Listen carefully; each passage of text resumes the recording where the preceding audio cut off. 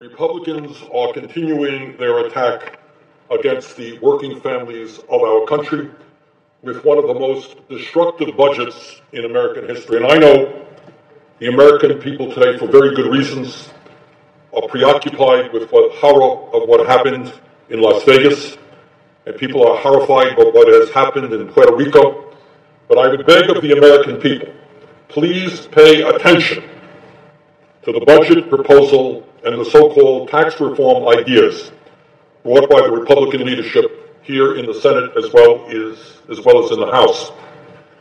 This proposal would cause devastating economic pain for tens of millions of Americans by, on one hand, giving incredibly large tax breaks for the wealthiest people in the country, while at the same time making it harder for our children to get a decent education, harder for the families of this country to get the health care they need, harder for families to literally put food on the table, harder to protect our environment, and harder for the elderly to live their retirement years with dignity.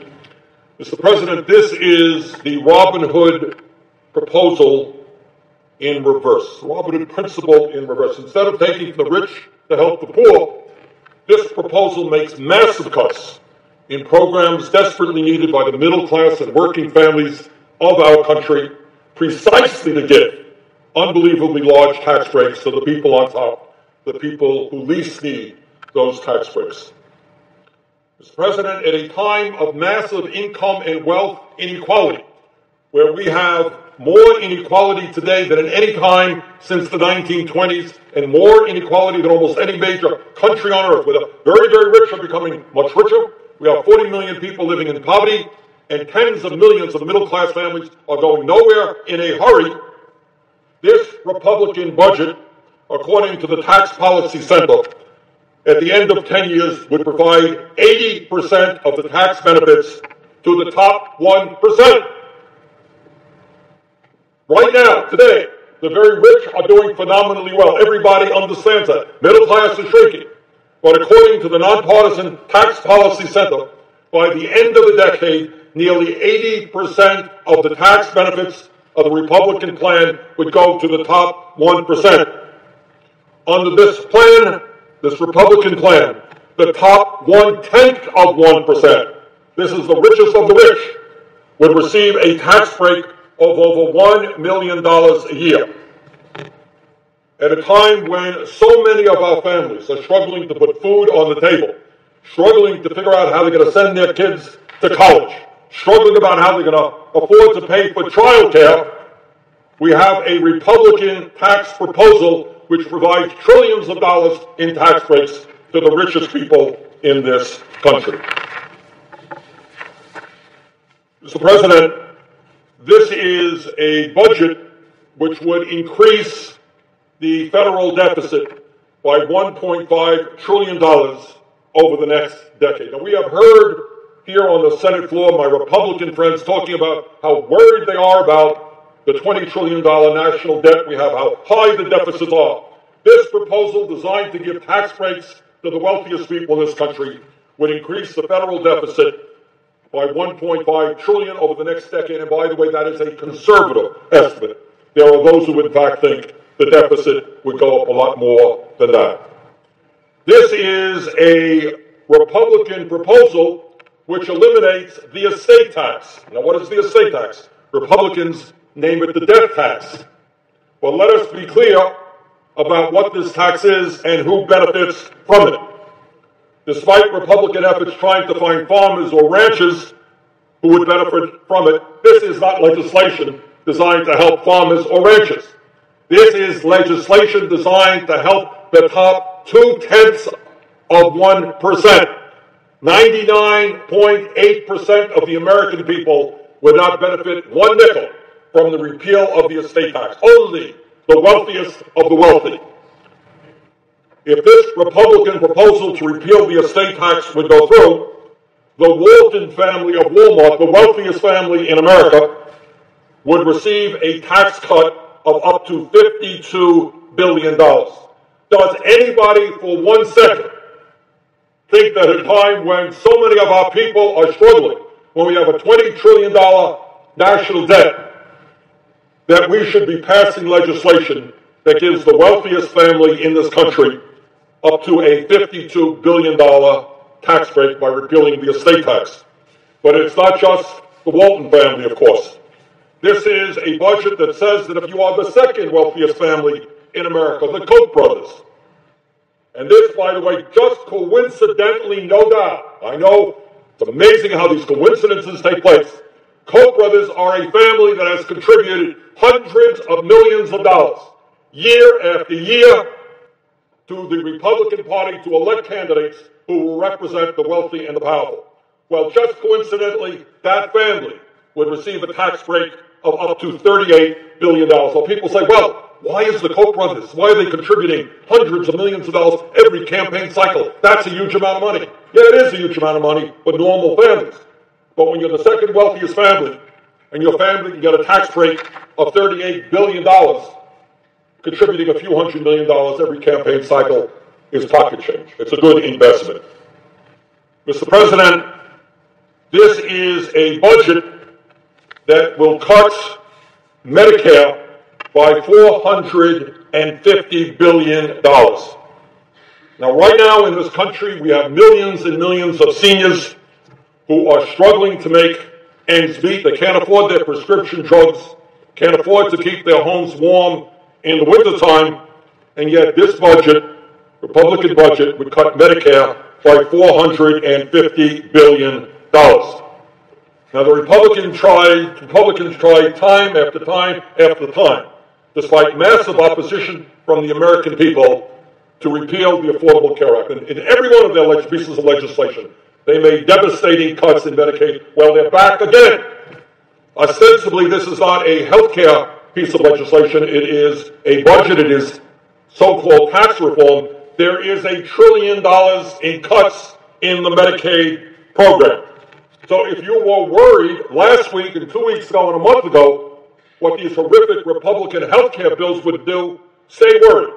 Because this bill will cut $1 trillion over 10 years in Medicaid, resulting in at least 15 million Americans losing their health insurance. Can you imagine a set of priorities which says we're going to throw 15 million people off of health insurance in order to give tens of billions of dollars in tax breaks to the wealthiest families in this country? Unbelievable. It really is unbelievable. But this proposal not only adds to the deficit, not only makes massive cuts to Medicare and Medicaid, it also impacts the American people in many, many ways. We have a program in this country called the Women, Infants, and Children Program. And at a time when the United States has the highest rate of infant mortality of any major country on earth, what we do to try to deal with that issue is provide help to low-income pregnant women and their babies after the babies are born. This Republican budget would make about $6.5 billion in cuts to the WIC program, eliminating nutrition assistance to over 1.2 million pregnant women, new moms, babies, and toddlers in Vermont and all over this country. Here are the priorities. Tax breaks for the Walton family, for the Koch brothers family, for billionaires, and cuts in programs for low-income pregnant women who want to have healthy babies. At a time when the cost of child care has skyrocketed all over this country, the state of Vermont, very serious problem.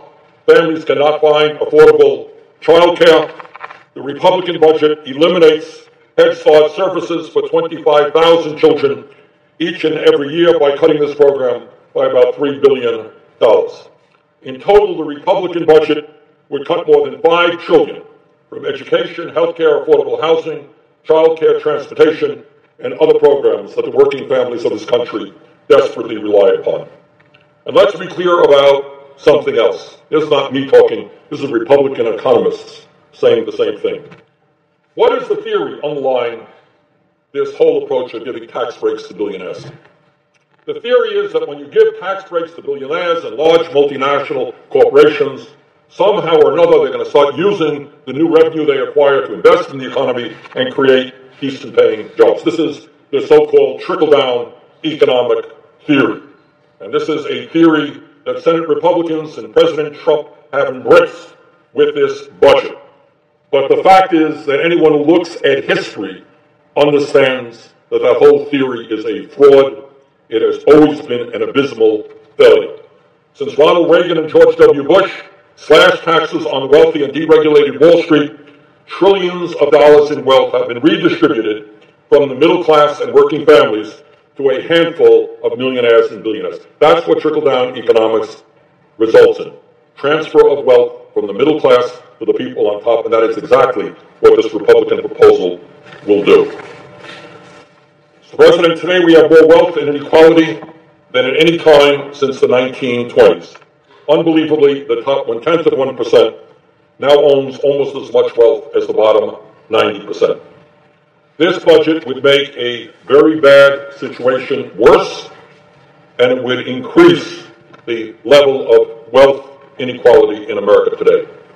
As the ranking member of the Budget Committee, I intend to do everything that I can to oppose this absurd set of priorities. And when I do that, I'm speaking for the vast majority of the American people.